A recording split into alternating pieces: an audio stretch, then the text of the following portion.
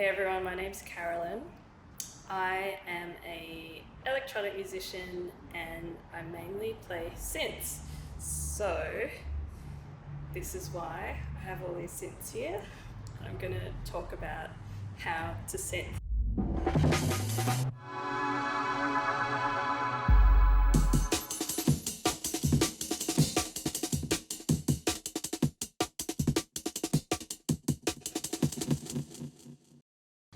I mainly perform and record music under the name Fia Fiell, and it's mainly ambient music, so I guess a lot of the sounds that I make are kind of more for quiet listening or deep listening or whatever you want to call it.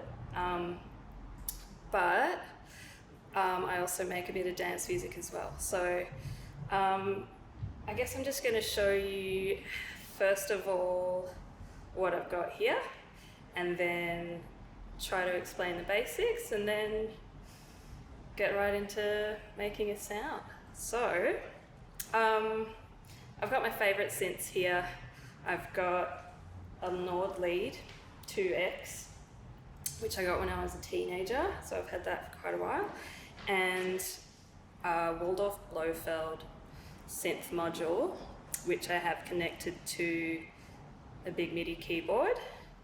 And I've got another little MIDI keyboard which is connected to the Nord, because this keyboard can do sequences, which is where you can program the notes it's going to play in a certain order, so you don't have to play it with your fingers. So I thought I'd bring that as well. And I've got them all connected to my mixer, and then I've got some effects, because without the effects the sound might be a bit dry. So I've got, first of all, a distortion pedal and a delay pedal and a reverb pedal. And so they're all going back into the mixer, and both of the synths are going through the effects, and I can control how much of the effects they're getting. Let's get started.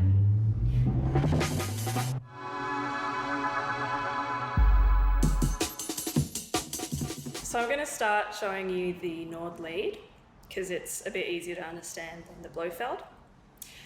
The Nord Lead is a polyphonic virtual analog synth. So polyphonic means it's got many voices. I can play up to 20 notes at once and you'll be able to hear them all, but if I play a 21st note, then a note will cut out. So that's how much it can handle. And it's virtual analog because it's, well, inside the circuitry is digital, but originally synths were analog. So the way the sound was created was a lot more to do with voltages and all these things I don't really understand, and it doesn't really matter to me because I'm all about making a nice sound. And if it comes out digitally here, then I can send it through things that sound more analog, that make the sound a bit warmer and less digital, I guess. So the basic way that a synth will make a sound is using oscillators, and the oscillator is what creates the waveform, the sound waveform that is going up and down. So it's oscillating a certain number of times. So if it's oscillating really fast, that makes a high sound, or if it's low, then that's not many oscillations. So the most basic waveform would be a sine wave, which you could see is selected right now, and it kind of sounds like that. If you can hear that, can you hear that? But that's actually going through some effects, so I'm going to turn all the effects down so you can just hear the basic sine wave. So it's a very smooth sound because all the wave is doing is going up and down like that.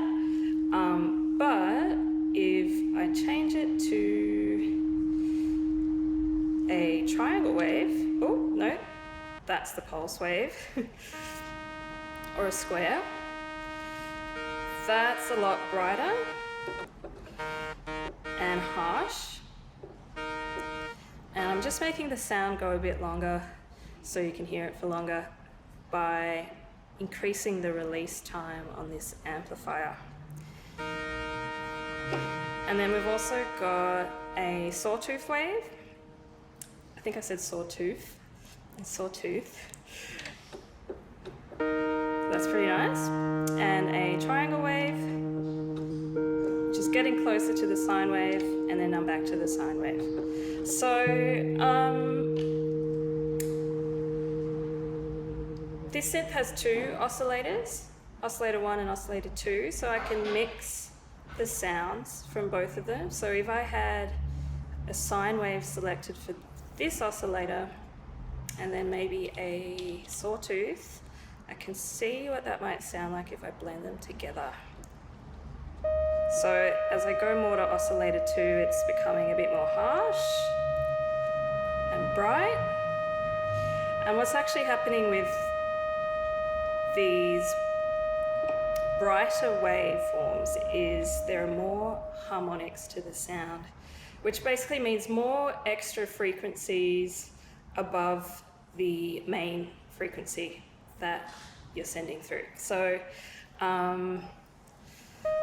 maybe I want something a bit more gentle right now, so I'm mainly moving towards oscillator 1. Okay, I might turn the effects back on just because I like the sound a bit better, so that's making it a bit louder.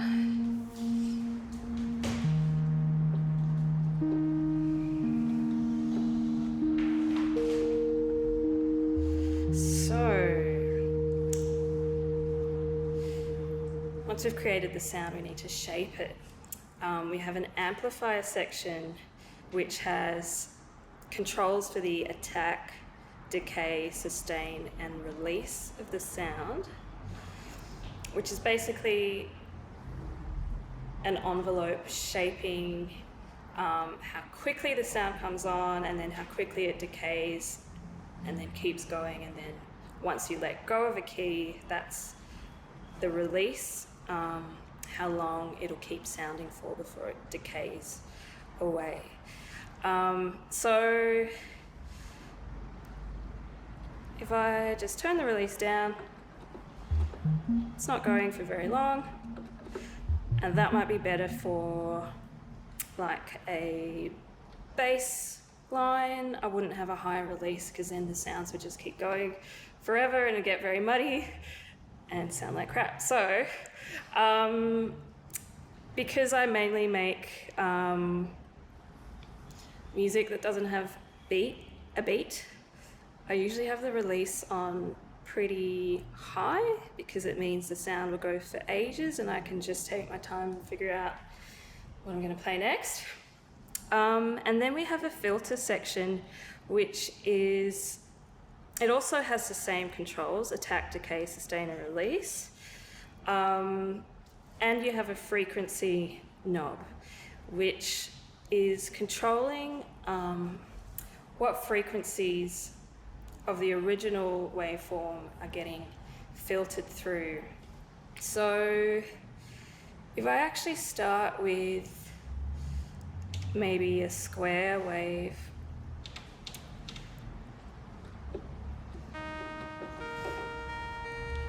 I can then filter out the higher frequencies so that it starts to sound a bit warmer.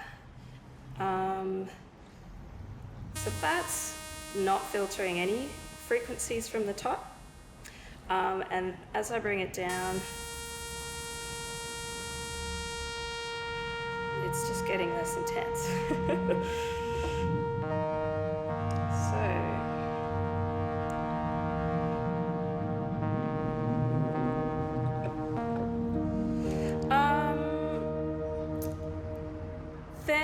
you have a resonance knob.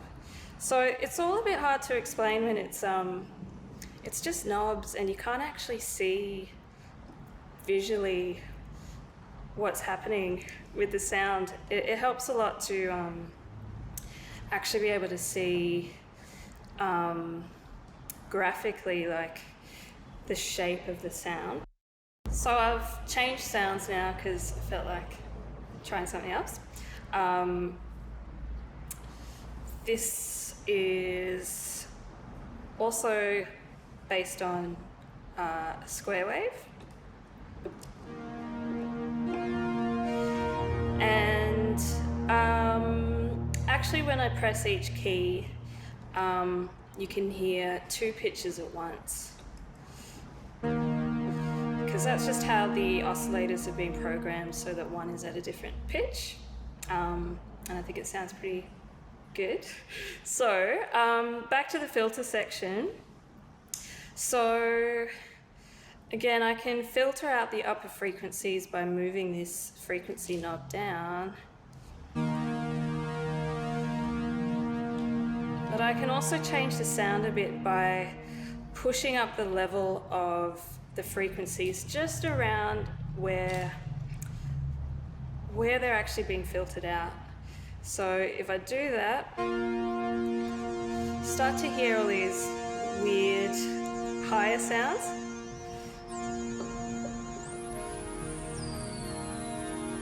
And as I move it down, that's just more of the lower frequencies again.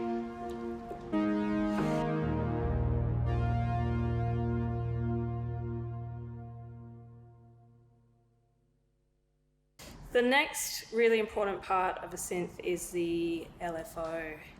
LFO stands for low frequency oscillator, which means it's creating a waveform that's just moving quite slowly compared to the actual sound that you're making.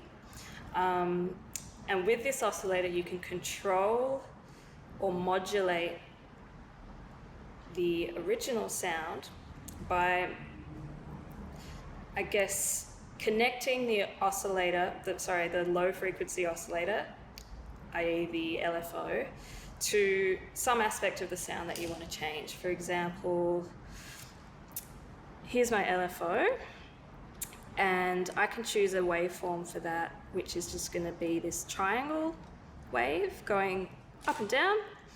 And then I can decide that it's going to affect the filter, and I can decide that it's going to do that as much as possible. So I'm going to move the amount knob as far as it goes. And then to actually hear an effect,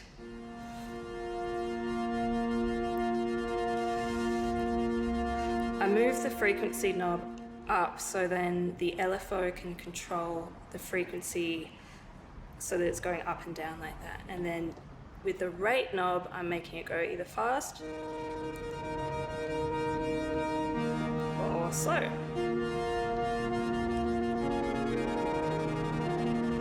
And it's a bit intense, so I'm just turning it down.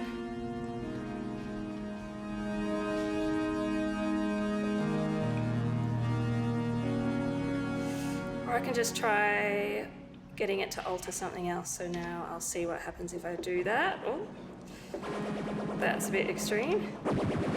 But then I could turn the amount down and see what that sounds like. So that's changing the pitch now, so that the sound's going up and down.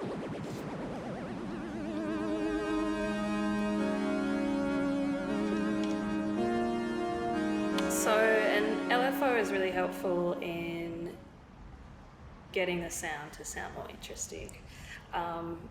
Otherwise, it's just basically a flat sound that doesn't do much. And if you think about the sounds that instruments make, they tend to change over time. A singer will have vibrato, or might change the tone of their voice.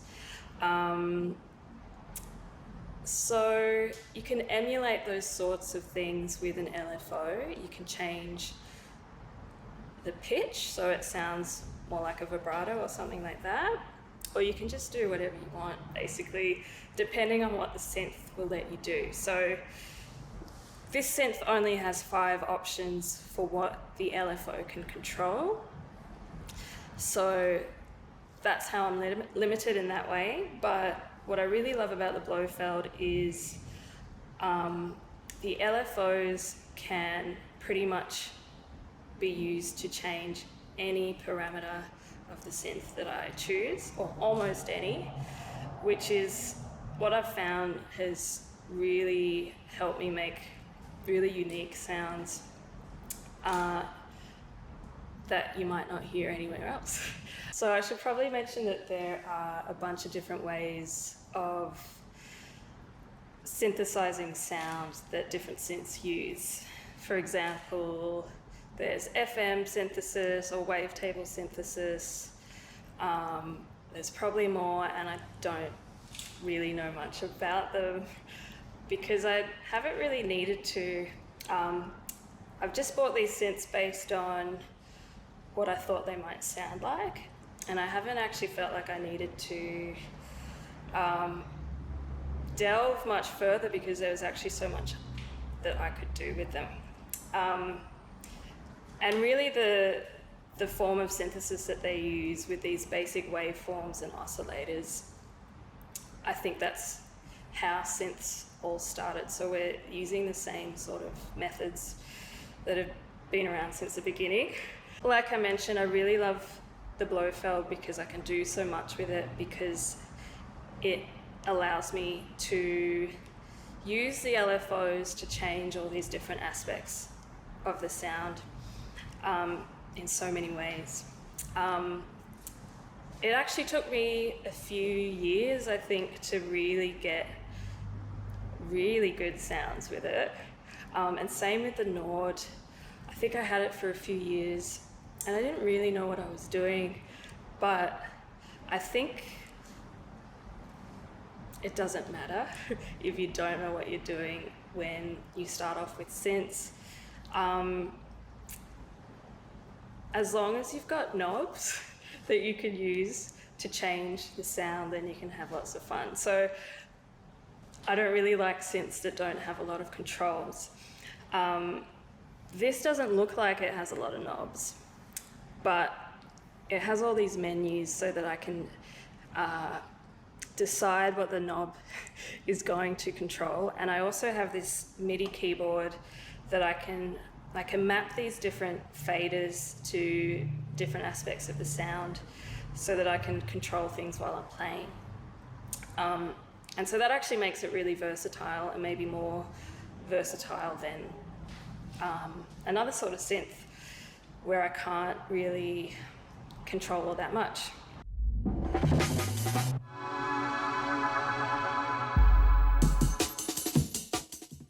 A MIDI keyboard sends messages to a synth, usually, or to your computer, telling it what note you're playing, so what frequency the sound should come out at, and also how hard you're hitting the note, usually how hard you're hitting the note, and that's called velocity. And so that can make the sound louder or more intense or whatever you want it to do. So obviously this doesn't have a keyboard, so I need to connect a keyboard to it, but it actually gives me a lot of freedom to just do whatever I want with the synth. So this has a handy screen that shows you what waveforms you're using and how fast they're kind of going. And also we have a filter section that shows which frequencies are coming through and which ones are being filtered out. And the cutoff is the frequency at which the sound is getting filtered out. So this sound I've got here is called cheap organ, and it came with the synth. Synths will always come with sounds that you haven't had to make yourself. So this is one I didn't make myself. Oh, it's a bit out of tune. So I'm just gonna come back into the sound. That's better. I'm gonna turn it up a bit. So this sound is made out of sine waves as well, and I've got 3 oscillators. That's why it says 1, 2, 3. And they're actually at different pitches. So you can see this is a lower sound because the waveform is a bit wider, and that's higher. And one of the oscillators is set 7 semitones higher, so that actually makes an interval of a fifth. So if I play a C, you can actually hear a G as well. Because it's a really basic sound, I am gonna try and make it go for longer so I can do more with it. And I'm turning up the sustain and the release, so it'll go for longer. And because you can hear that some of the sound is kind of cutting away really quickly when I let go of the key, that's actually the filter envelope also affecting the shape of what frequencies are getting through. So I'm gonna increase the release on that so that it matches up more with the amplifier envelope.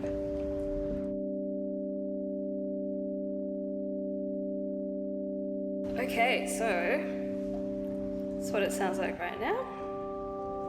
Maybe it's actually going for a bit too long now, so I'm turning the release down just on the amplifier. Funnily enough, this cheap organ sound is actually the basis for maybe 70% of the sounds I use on this synth, because I've just adapted it over a few years, and I keep creating new, what you call patches. That's just a synth setting. It just saves all the changes I've made on the synth, and there's kind of endless slots to save a patch, and I just give them a new name each time.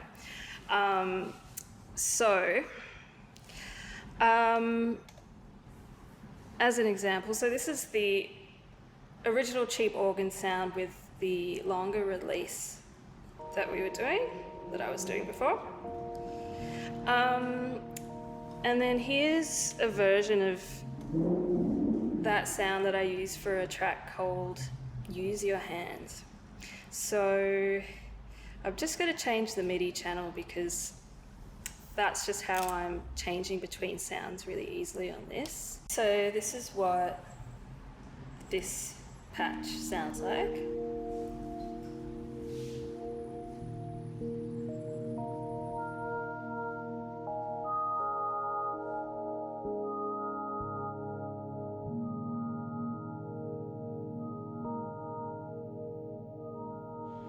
You can probably tell it's used for pretty ambient music. This kind of sound doesn't really have a function in the same way that actually a lot of synth sounds are categorized according to their function. Like you might have a lead synth sound which is supposed to play like the main melody of a tune or a track, or you'll have specific sounds that are good for bass, or you have pads which kind of pad out the background or the chords or the harmony. And I guess this kind of falls into pads, into that category, but I also use this sound really melodically, like. But you can hear it just keeps doing its thing for a while. And so I could just press a note and just let it go. and then take my time in deciding what I want to do next. So that's kind of how I use synths, because I like to play everything on keyboards. I like to have sounds that keep going for a while and keep changing, so that I can play all these different keyboards at once and keep developing things that way. So the sound is pretty much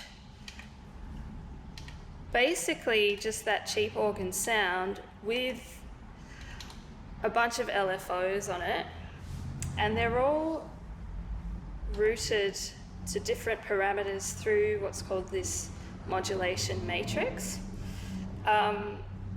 So if you could find a synth with a modulation matrix, you'd probably be able to do a lot with it.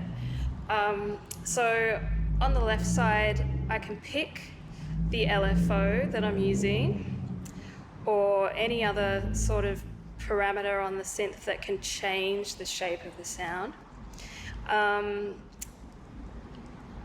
So now this is selected to LFO1, and you can see it is changing the balance, which I'm pretty sure is the balance between the different oscillators, but you actually don't really need to know what's going on a lot of the time when you're using a synth and making sounds. You kind of just use your ears and move the knobs around, and if you like it, then you keep doing that thing. It's just as simple as that. So I might not even know what the balance is referring to. I've forgotten, because I made this sound such a long time ago.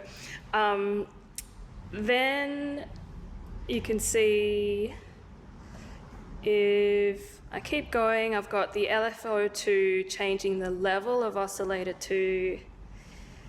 The LFO3 is changing the level of oscillator 3, so level meaning like volume.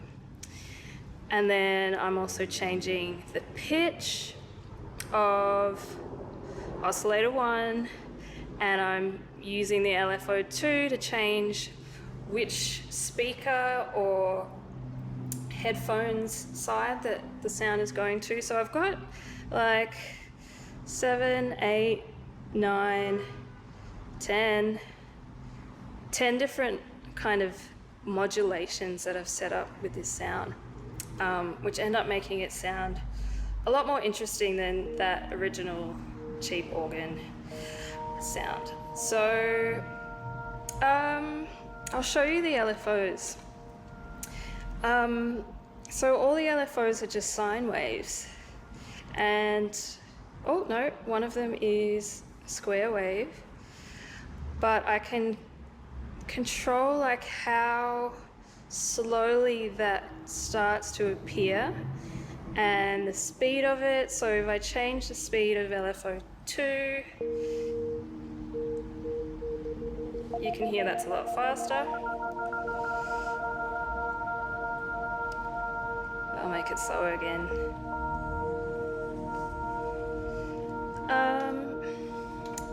Yeah, so you don't need a synth like this that has all these different things you can control, but it's just a lot of fun, and that's why I like the synth so much. Even though it looks quite boring, like you look at it and there are a few buttons, and then what people criticize about this synth is they have to menu dive, so you've got to like turn the knob to find the thing that you want, and it takes ages, but there's so much you can do with such a little thing. And like I mentioned, you can always use your MIDI keyboard to change different parts of the sound.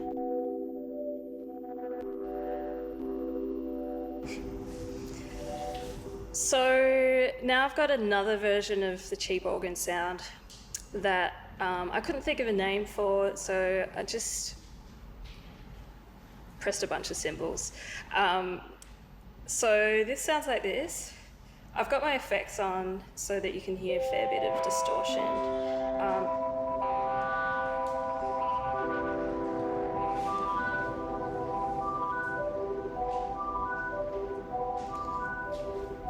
just turned the distortion down because it was a bit much. So I use this for another track which I called Grapefruit. So again, it's just these, see, I used a different waveform here and I didn't even know that. You know, like I said, sometimes I just don't know what's going on, and it's just a matter of just finding something where you like the sound and you go, oh, okay, cool, and then you move on to the next thing, and it doesn't really matter. So I'm using these wavetable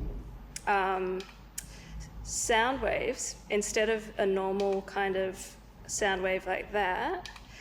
Wavetable being where you can kind of draw the shape of the sound wave in a more complex way than what you see with like a sine wave or pulse or sawtooth or what have you.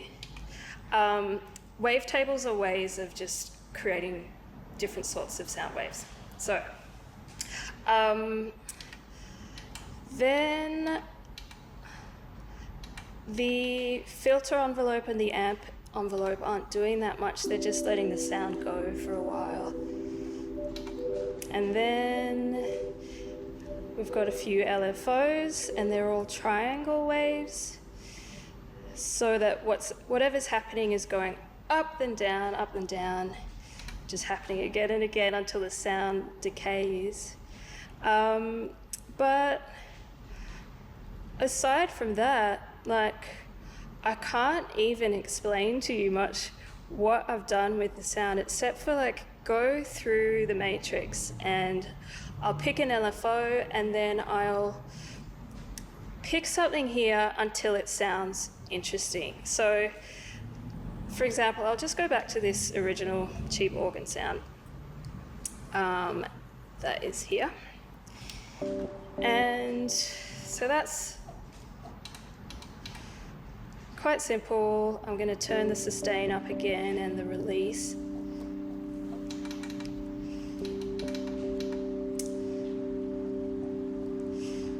But if I go into the matrix now, I might pick LFO1 and I'm going to make sure whatever it's doing, it's going to be exaggerated so I can really hear it. I'll just turn my effects off so you can hear the sound a bit better. So you can hear that's changing the pitch of something so much so that it's just making a rumbling, but actually it seems like the LFO is going a bit fast, so I'm going to turn the speed down. And I might see what happens if I change the level of oscillator 1. So you can hear now that sound is coming in and out slowly. And I might leave it like that, but now I think I want the other oscillators to change a bit as well, so the sound's a bit more interesting. So I'll do that by maybe picking a different LFO and I'll turn the amount up, and now it's changing the balance. Ooh. I think I accidentally changed the pitch of something with my hand when I hit something here, so ooh. So you can hear some things just sound crap, and some things maybe go, oh, so that sounds a bit crap, but where's something good? Anyway, that's just an example of how I would work.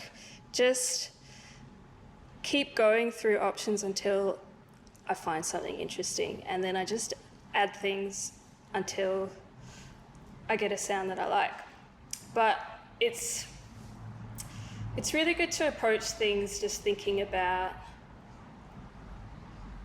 what the purpose of your sound is, whether you're trying to make a dance track or pop music or ambient music.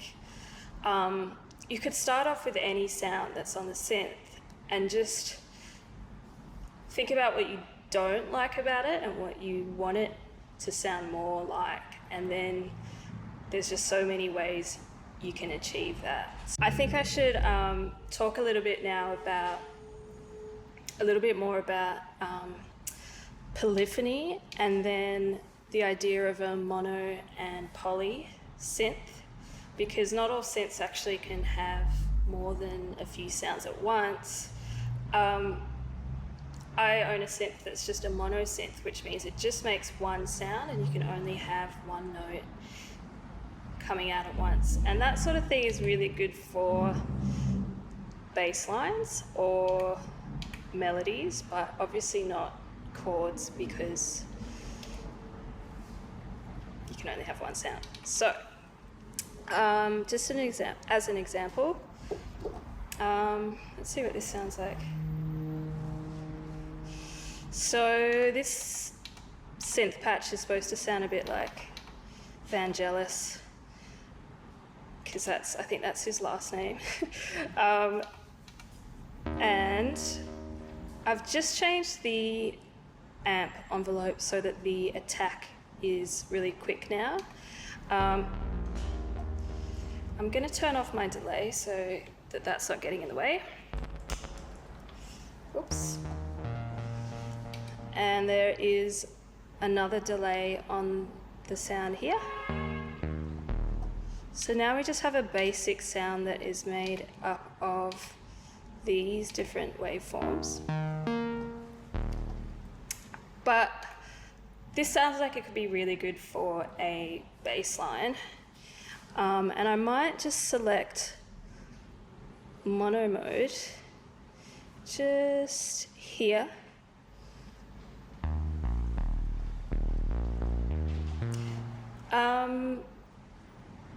And now I think you do have a good sound for playing bass lines. I thought I should also show you the sequencer on this keyboard, because that's really good for doing stuff like that. So I'll go over there.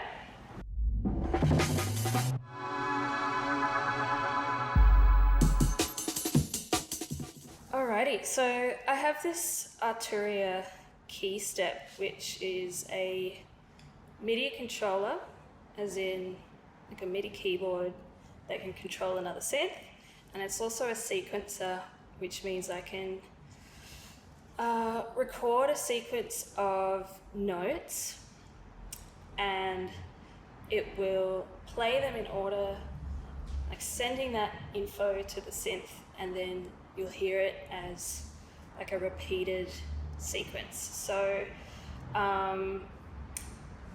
as an example, it's a good sound. So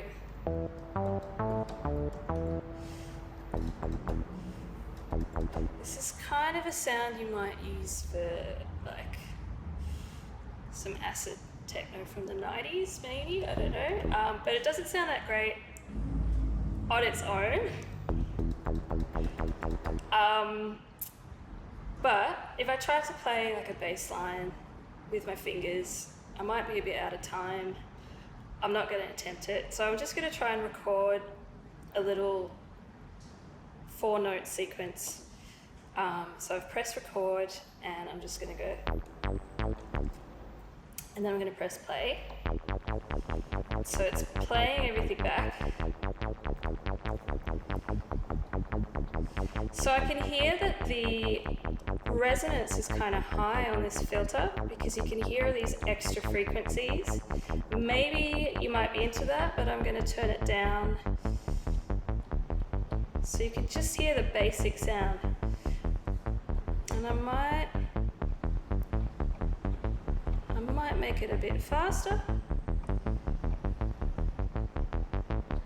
And then I can change the frequency while it's going.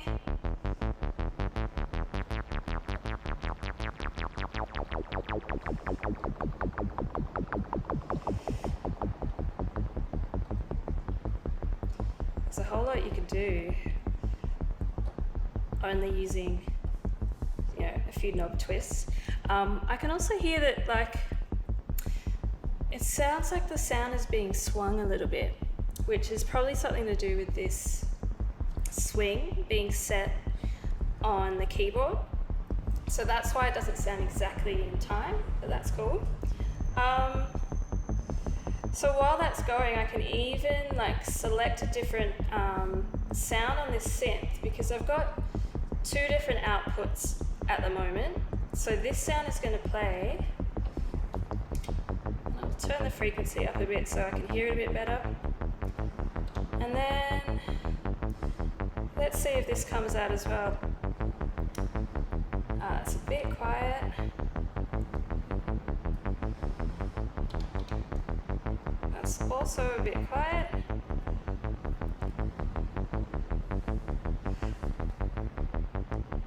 I should have explained, there's a problem with my synth. So I've just changed to a different output, which is that one.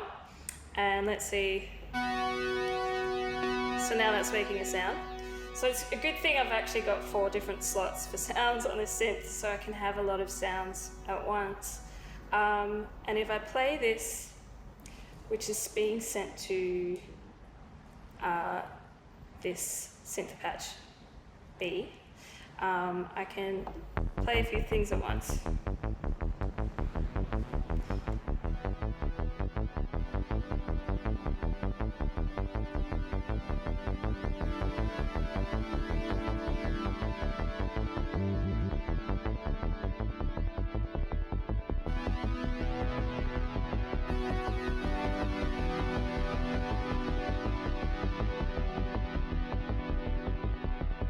So that's kind of cheesy, but maybe that's what I'm going for right now. So there's an example of using a sequencer. You could probably do it a lot better than that at home on your own.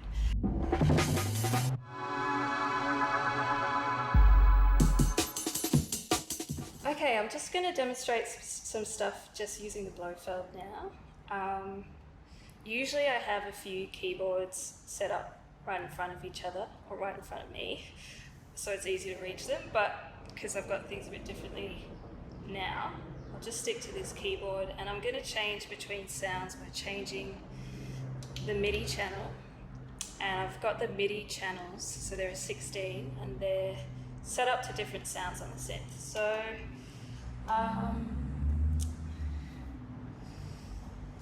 this is kind of a weird sound that has a very slow attack but morphs slowly.